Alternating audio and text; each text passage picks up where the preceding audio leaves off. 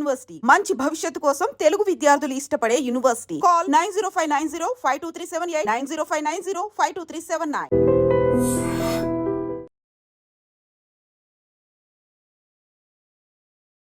Operation Sindoor 1971 తర్వాత త్రివిధ దళాలు కలిసి దాడి, అట్లాగే ఇదే మొదటిసారి కూడా అనుకోవచ్చు. ఆపరేషన్ సింధూర్ పాక్లోని ఉగ్రవాద శిబిరాలపై భారత ఆర్మీ చేసినటువంటి దాడి. ఇది 1971లో భారత్ పాక్ యుద్ధాన్ని తలపిస్తోంది. ఆ వార్ తర్వాత మళ్ళీ ఇన్నేళ్లకు భారత త్రివిధ దళాలు కలిసి పాల్గొనడమే ఇందుకు కారణమని కూడా చెప్తున్న పరిస్థితి అయితే కనిపిస్తోంది. పెహల్గాం ఉగ్రదాడి తర్వాత భారత పాకిస్తాన్ల మధ్య ఉద్రిక్త పరిస్థితులు నెలకొన్న సిచ్యువేషన్ ఉంది. భారత ప్రభుత్వం పాక్పై అన్ని రకాలుగా దాడులు చేస్తూనే ఉంది. ఈ నేపథ్యంలోనే యుద్ధం కూడా జరగొచ్చని కూడా చెప్పినటువంటి పరిస్థితి. అయితే నిన్న అర్ధరాత్రి 1 గంట ప్రాంతంలో ఆపరేషన్ సింధూర్ పేరుతో పాకిస్తాన్లోని ఉగ్రవాదుల శిబిరాలపై భారత సైన్యం మెరుపు దాడి చేసిన పరిస్థితి. మిసైల్స్తో విరుచుకుపడింది. మురిద్గే, బహవల్పూర్, కోట్లీ, గుల్పూర్, భింబర్, చకమ్రు, సియాల్కోట్, ముజఫరాబాద్లలో దాడులైతే నిర్వహించిన పరిస్థితి. ఈ ప్రాంతాల్లో ఉగ్రవాదులు ఉన్నారనే పక్కా సమాచారంతోనే ఇండియన్ ఆర్మీ అటాక్ చేసింది. ఇప్పటి వరకైతే 90 మంది ఉగ్రవాదులు మరణించినట్టుగా కూడా సమాచారం అయితే అందుతోంది. అయితే 1971 తర్వాత ఇదే మొదటిసారిగా జరుగుతున్నటువంటి పరిస్థితి. అయితే ప్రస్తుతం నిర్వహిస్తున్నటువంటి ఆపరేషన్ సింధూర్ 1971లో జరిగిన భారత పాకిస్తాన్ యుద్ధాన్ని కూడా తలపిస్తోందని కూడా అంటున్నారు. సో దీనికి కారణం త్రివిధ దళాలు కలిపి అటాక్ చేయడమే. 1971 తర్వాత భారత్ పాక్ల మధ్య కార్గిల్ వార్ నడిచింది. ఆ తర్వాత కూడా పుల్వామా దాడికి ప్రతీకార చర్య కావచ్చు, యురి లాంటివి కూడా నిర్వహించింది భారత్. అయితే వీటన్నిట్లో భారత సైన్యానికి చెందినటువంటి త్రివిధ దళాలు పాల్గొనలేదు. కానీ ఇప్పుడు నిర్వహించిన ఆపరేషన్ సింధులో మాత్రం భారత ఆర్మీ, ఎయిర్ ఫోర్స్, నేవీ అన్నీ కలిపి అటాక్ చేశాయి. పాక్ ఆక్రమిత కాశ్మీర్లో 9 ప్రదేశాలపై దాడులు నిర్వహించాయి. భారత సైన్యం, నావికాదళం, వైమానిక దళాలకు చెందినటువంటి ప్రెసిషన్ స్ట్రైక్ ఆయుధ వ్యవస్థలను ఉపయోగించారని కూడా తెలుస్తోంది. అయితే ఈ అటాక్లో పాక్ సైన్యాన్ని మాత్రం లక్ష్యంగా చేసుకోలేదు. Note this point. సైన్యాన్ని మాత్రం లక్ష్యం చేసుకోలేదు. కేవలం ఉగ్రవాద శిబిరాలను మాత్రమే టార్గెట్ చేశామని భారత ఆర్మీ స్పష్టం చేసింది. ఈ మొత్తం ఆపరేషన్ను భారత ప్రధాని మోడీ వార్ రూమ్ నుంచి ప్రత్యక్షంగా పర్యవేక్షించారు. అంటే రాత్రి నుంచి జరుగుతున్నటువంటి ఆపరేషన్ని పూర్తిగా పర్యవేక్షించిన పరిస్థితి కనిపిస్తోంది. లష్కరే తోయిబా చీఫ్ హఫీజ్ సయ్యద్ హతమైనట్టు అండ్ గురి చూసి లేపేసినట్టుగా భారత్ అయితే అజ్యూమ్ చేస్తోంది. ఆపరేషన్ సింధులో భాగంగా లష్కరే తోయిబా చీఫ్ హఫీజ్ సయ్యద్ హతం అయ్యాడా అంటే అవుననే చెప్తున్నారు. ఇండియా టుడే కథనం ప్రకారం అయితే భారత ఆర్మీ వదిలినటువంటి ఈ మిసైల్ హఫీజ్ తలదాచుకున్నటువంటి మురిద్కేలోని మసీద్ను హిట్ చేసినట్టు చెప్తున్నారు. దీంతో ఇందులోని అతను ఖచ్చితంగా మరణించి ఉంటాడని కూడా అంటున్నారు. దీనికి సంబంధించి క్లారిఫికేషన్ అయితే రావాల్సి ఉంది. ఏప్రిల్ 24న జరిగినటువంటి పెహల్గాం ఉగ్రదాడి కీలక సూత్రధారి అయినటువంటి లష్కరే తోయిబా చీఫ్ హఫీజ్ సయ్యద్ అని ఎన్ఐఏ కూడా తేల్చేసిన పరిస్థితి. దాడులు చేసింది ది రెసిస్టెన్స్ ఫ్రంట్ ముష్కరిలే అయినా కూడా వెనుక ఉంది నడిపించింది మాత్రం హఫీజే అని నిఘా వర్గాలు కూడా స్పష్టం చేశాయి. అతనికి పాక్ ప్రభుత్వం భారీ భద్రత కల్పించడంతో పాటుగా ఈ అనుమానాలన్నీ రేకెత్తించే విధంగా ఉన్నాయి కాబట్టే దీని వెనకాల మాస్టర్ మైండ్ అతనే. పహల్గాం దాడి తర్వాత భారత్ టార్గెట్లో ఖచ్చితంగా హఫీజ్ సయ్యద్ ఉన్నాడని తెలిసినటువంటి పాకిస్తాన్ ప్రభుత్వం ఐఎస్ఐ అతనికి హై లెవెల్ సెక్యూరిటీని కల్పించినట్టు సమాచారం అయితే ఉంది. హఫీజ్ నివాసానికి కేవలం 4 కిలోమీటర్ల మేర హై రెజల్యూషన్ కెమెరాలు ఏర్పాటు చేసినట్టుగా కూడా తెలియవచ్చింది. అతడు పాక్లో ప్రభుత్వ భద్రత మధ్య బహిరంగంగా ఉన్నాడు. మురిద్కేలో ఓ మసీద్లో హఫీజ్ ఉంటున్నాడు అని కూడా పూర్తి ఇన్ఫర్మేషన్ అయితే మన దగ్గర ఉన్నటువంటి పరిస్థితి. మురిద్కేలో దాడులు జరిగాయి. ఈరోజు నిన్న రాత్రి భారత సైన్యం అయితే పాకిస్తాన్లోని 9 ప్రాంతాల్లో దాడులు జరిపింది. ఆపరేషన్ సింధూర్ పేరుతో ఉగ్రవాద శిబిరాల మీద విరుచుకుపడినటువంటి పరిస్థితి. పక్కా సమాచారం ప్రకారమే దాడులు నిర్వహించామని ఇండియన్ ఆర్మీ కూడా ప్రకటించింది. ఆర్మీ దాడులు చేసిన 9 ప్రాంతాల్లో మురద్కే కూడా ఒకటి. అంటే లష్కరే తోయిబా చీఫ్ హఫీజ్ సయ్యద్ పాకిస్తాన్ భారీ భద్రత మధ్య తలదాచుకున్నది ఇక్కడే అని కూడా స్పష్టంగా తెలుసు. కాబట్టే భారత్ వదిలిన మిసైల్స్లో ఒకటి మురద్కేలోని మసీద్ను తాకిందని ఇండియా టుడే కూడా చెప్తోంది. ఇందులోనే హఫీజ్ సయ్యద్ ఉన్నాడని కూడా చెప్తున్నారు. అందుకే అతను మరణించి ఉండొచ్చని కూడా స్పష్టంగా ఒక అంచనాకైతే మనం వచ్చినటువంటి పరిస్థితి అయితే కనిపిస్తోంది. Code name operation Sindoor.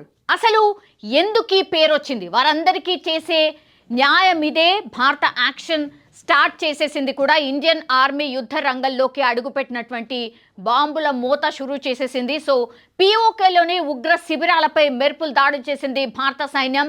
అర్ధరాత్రి దాటిన తర్వాత ఆపరేషన్ సింధూర్ పేరుతో ఉగ్ర స్థావరాల్ని టార్గెట్ చేసి దాడులు చేసింది. పిఓకేతో పాటుగా పాకిస్తాన్లోని ఉగ్ర శిబిరాలను కూడా ధ్వంసం చేసిన పరిస్థితి ఉంది. సో భారత్ యాక్షన్ స్టార్ట్ చేసేసింది. ఇండియన్ ఆర్మీ యుద్ధ రంగంలోకి అడుగుపెట్టి బాంబుల మూత షురూ చేసేసింది. సో పిఓకేలోని ఉగ్ర శిబిరాలపై మెరుపుల దాడులు చేస్తోంది భారత సైన్యం. అర్ధరాత్రి దాటిన తర్వాత అయితే ఈ ఆపరేషన్ సింధూర్ పేరుతో ఉగ్ర స్థావరాలపై దాడులు కూడా చేస్తోంది. కాబట్టి ఇప్పుడు మొత్తం 9 ఉగ్ర స్థావరాలను ఆల్రెడీ ధ్వంసం చేసింది ఇండియన్ ఆర్మీ. ఇండియా చాలా జాగ్రత్తగా టార్గెట్లను ఎంచుకుంది. ఉగ్రవాదులకు ఆశ్రయం కల్పిస్తున్నటువంటి స్థావరాలే లక్ష్యంగా ఈ దాడులు అయితే జరిగిన పరిస్థితి. 9 ఉగ్ర స్థావరాలు ఏవైతే ఉన్నాయో భారత్లో మరింత హింసను ప్రేరేపించడానికి కుట్ర పన్నుతున్నటువంటి కీలక ప్రాంతాలు అని గుర్తించింది. ఇందులో జైషే మహమ్మద్, లష్కరే తోయిబాకు చెందినటువంటి శిబిరాలు కూడా ఉన్నాయి.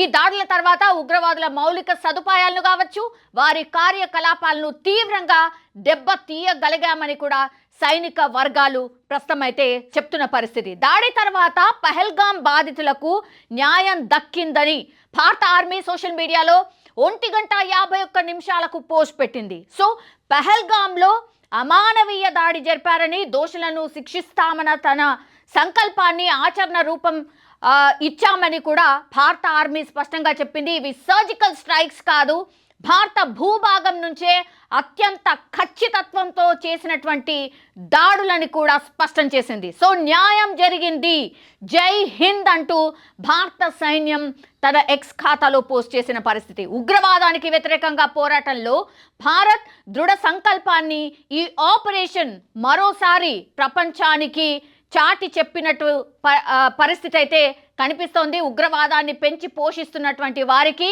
ఇది స్పష్టమైన ఒక హెచ్చరిక, ఒక వార్నింగ్. సో పిఓకేలోని కోట్లీ, ముజఫరాబాద్, బహావల్పూర్లో భారత ఆర్మీ దాడులు చేసిందని పాక్ ఆర్మీ స్పష్టంగా చెప్పింది. ముజఫరాబాద్లో పవర్ గ్రిడ్ను పేల్చేసింది. కరెంటు పోయి చిమ్మ చీకట్లు అలుముకోవడంతో ముజఫరాబాద్ ప్రజలు తీవ్ర ఆందోళనకు గురవుతున్నట్టుగా కూడా పేర్కొన్న పరిస్థితి. సో భారత దాడి అనంతరం పాకిస్తాన్లో ఎమర్జెన్సీ క్రియేట్ అయింది. విమానాశ్రయాలు మూసేశారు.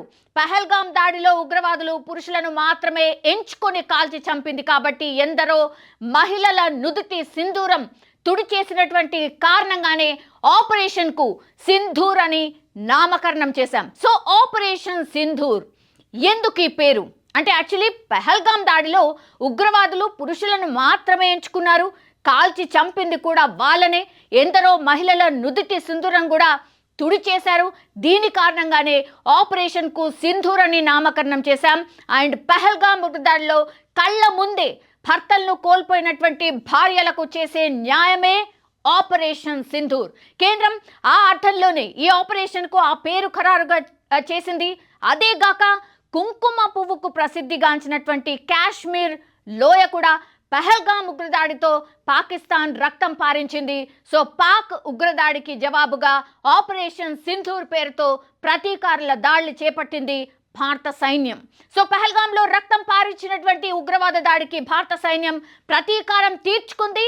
దాడి జరిగిన తర్వాత బీహార్లో ప్రధానమంత్రి వార్నింగ్ ఇచ్చినట్టుగానే వారి స్థావరాల్లోకే వెళ్ళి వాళ్ళని సమాధి చేసేసాం. కొన్ని రోజుల నుంచి పక్కా సమాచారాన్ని సేకరించిన తర్వాతే ఉగ్ర స్థావరాలే లక్ష్యంగా అవన్నీ లెక్కలు తీసుకున్న తర్వాతనే టార్గెట్ చేసింది భారత్. సో పాకిస్తాన్ ఆక్రమిత కాశ్మీర్లోని ముజఫరాబాద్లోని ఉగ్రవాద స్థావరాలపై సాయుధ దళాలు దాడులు చేశాయి. పహల్గామ్ ఉగ్రదాడి తర్వాత భారత్ సీరియస్గా రియాక్ట్ అయింది.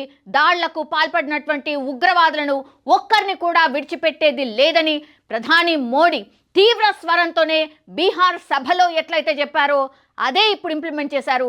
అప్పటి నుంచి ఇప్పటిదాకా భారత సైన్యానికి చెందినటువంటి వివిధ రంగాలతో అధికారులతో దేశ అంతర్గత భద్రతకు సంబంధించిన విభాగాలతో ప్రధాని, హోం, డిఫెన్స్ మంత్రులు విడతల వారీగా రోజు చర్చలు జరుపుతూనే వచ్చారు. ప్రతిపక్షాలు సహా ఈ విషయంలో ప్రభుత్వం ఎలాంటి చర్యలు తీసుకున్నా సరే తమ మద్దతు ఉంటుందని అండగా కూడా నిలిచాయి. ఈ నేపథ్యంలోనే మంగళవారం అర్ధరాత్రి దాటిన తర్వాత 9 ఉగ్రవాద స్థావరాలను తుడిచిపెట్టేస్తూ భారత్ వైమానిక దాడులు నిర్వహించింది. సో ఇప్పుడంతా దేశవ్యాప్తంగా కూడా జై హింద్, జై భారత్ నినాదాలే వినిపిస్తున్న పరిస్థితి.